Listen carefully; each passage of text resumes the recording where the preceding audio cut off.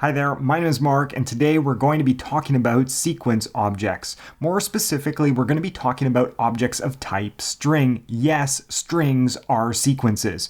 In fact, my name, Mark, is just a sequence of characters, M-A-R-K. So in this video, I'm going to show you how to create a sequence and how to index it. And all that means is that you will be able to identify a character within a string based on its position. So for example, the character at position 0 in my name would be M, and the character at position 2 would be R. So if this sounds exciting, let's just get collabing. So what is a string and how do we create it? Well, my favorite way to create a string is by putting some characters within these double quotation marks, and now I have created an object of type string. Let me just go ahead and show you that this is indeed an object of type string. So there you have it. Now, another way to create an object of type string is to use single quotation marks. And I guess it's really up to you, the writer, whether you're going to use double or single quotes, but they both create objects of type string. However, the quotation marks are needed if you are creating an object of type string. Otherwise, the Python interpreter is going to think, hey, this string of characters, super_fantastic, is a variable, and I cannot find it. Super_fantastic is not defined. Okay, well, why don't you just put a space between super and fantastic? Now you've got a bigger problem because the Python interpreter is still looking for a variable, and you cannot define a variable with a space in it. And that's why you get the syntax error. Now we have these objects of type integer, so like 1, 2, 3, 4, that is an integer, 1,234.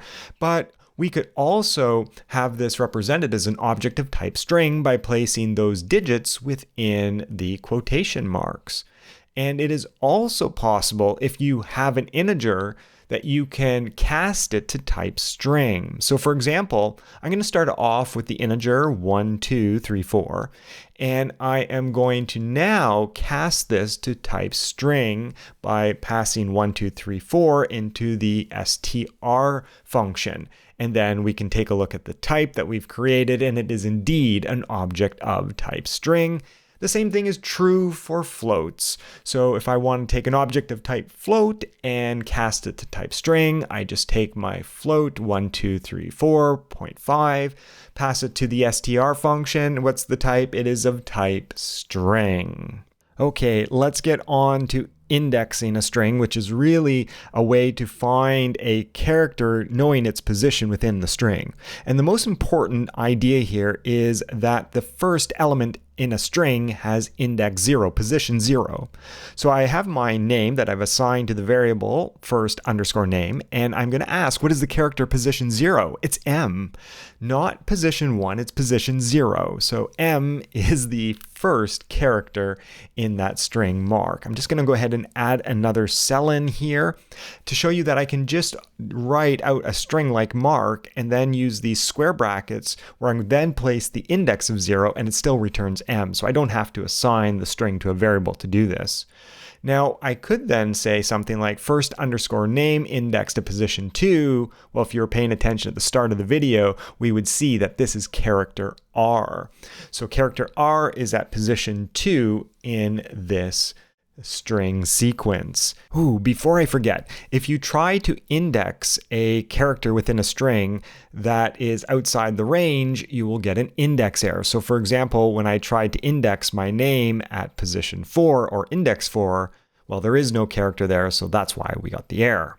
Now, we are going to also be able to use a for loop to iterate over a string sequence. So for example, for character in mark, we are going to print the character. And what this is going to do is we are going to iterate over every single character in that string and print it to the screen. All right, one last thing, how to index a string from the right. Now, one way to do this is if you already know the string, which in this case is my last name, Olson, I could actually go ahead and count those characters at position 0, 1, 2, 3, 4. So I could say last name indexed at 4 is n. But there must be an easier way. In fact, there is. We can use a negative integer, such as -1, to reference the last character in a string. Or I could go last_name and index it at -3, for example, and that would return s. So we have now taken a look at these objects of type string and how to index them. My name is Mark, and thank you for watching.